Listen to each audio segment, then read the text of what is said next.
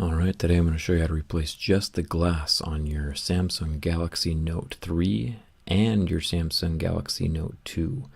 I'm going to try it actually with a piece of string. It ended up not working out too well. You can do it without taking apart the phone. I ended up taking mine apart just because it is a little bit easier to get the glass away from the LCD itself. What I'm going to do right now is I'm going to take my heat gun and just gently heat up my phone for about 2 to 4 minutes. Some people say that you can do this with the blow dryer, just like your regular hair dryer. I've found that the hair dryer doesn't heat up enough to melt the glue between the glass layer and the digitizer layer. So I have the heat gun. They're pretty cheap. I'll put a link in the video description below if you need to buy one. You want to get the screen too hot to touch. That way you know that the glue is liquid between the two layers.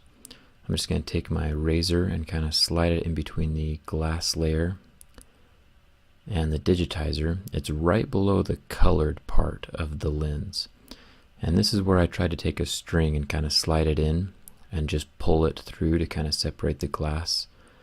It was good in theory. The string ended up melting.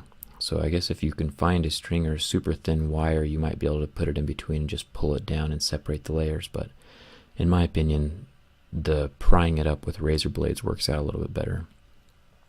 So as you can see, I've taken 2 razor blades and kind of dug at the corners a little bit to get it started. And I'm lifting up very, very gently along the edges, super slow. And then I'm going to heat it up a little bit, move it another couple centimeters, heat it up some more, move it another couple centimeters, just little bit by little bit, and you can see the glue just kind of melting away on the inside. I'm going to put a link right here for another video I made for 3 common mistakes that people make when trying to separate the glass from their phones. It'll talk about not heating the glass up too much because you can burn the LCD underneath. So you just want to put it on for 30 seconds, warm it up till it's too hot to touch anymore, slide your razor blades or your pry tools down a little bit, and just kind of continue that same process. I normally don't recommend that people try to separate the glass from their phone just because the success rate is so low, but it definitely is still possible as long as you go super slow and don't put any pressure on the digitizer underneath. The whole process took me about 45 minutes from start to end. So I would set aside, a good 45 minutes to an hour and make sure not to rush anything. You always want to start at the top of the screen as well, just because there's the buttons down at the bottom of the screen that will rip if you start prying down there. So make sure you start up by the earpiece. You can see that I've lifted it up and away, and now you can see that the buttons are down there at the bottom. I'm taking care not to lift it too far away from the phone so I don't rip any of the cables down there. If you do rip a cable, just send me a message and I can see if I can find a replacement part for you. You can contact me on Facebook or just leave a comment down in the bottom. And now I'm just prying the buttons away from the screen themselves. And now I'm just going to clean up a little bit. You can leave the home button off for now, just make sure you reapply it before you put the top screen back on. So I need to get rid of all of the rest of the glue from the phone, as well as pull off the earpiece from the old screen and the home button bracket from the old screen as well. So just kind of pull that out and away. And now I'm going to finish cleaning up the glue from the phone. It's actually a pretty big pain. The glass digitizer, which is what is right above the LCD right now, is super fragile. It's about the same thickness and fragility as an egg. So when brushing at it, remember that any force that would break an egg is the same amount of force that would break this digitizer. It's super fragile. So I tried heating it up a little bit to melt the remaining glue to see if I could pull it away that way. It ended up not working out too well. The best method that I've found is just getting a little bit of Windex on a white lint-free cloth and just rubbing very gently at the glue, and it'll eventually just rub away.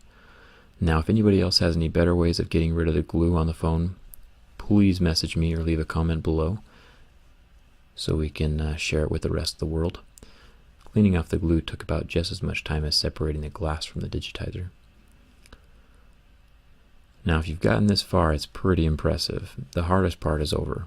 So there's 3 layers to the screen. You have the outer layer, which is the hard glass, which protects the phone. The layer right below it, which is the digitizer, and this is what senses your fingers going on the screen. And then the lower layer right below the digitizer is the LCD, which is what you see on the screen. If your phone does not work, if the touch part of your phone does not work, or if you cannot see anything on the phone because the LCD is broken, then replacing just the glass will not work. In order to replace just the glass and be successful, your phone has to be visible and recognize your touches. That's when you can replace just the glass. Now I'm taking my double-sided sticky tape. I'll put a link in the video description below to where you can buy this. It's pretty cheap, just a couple bucks.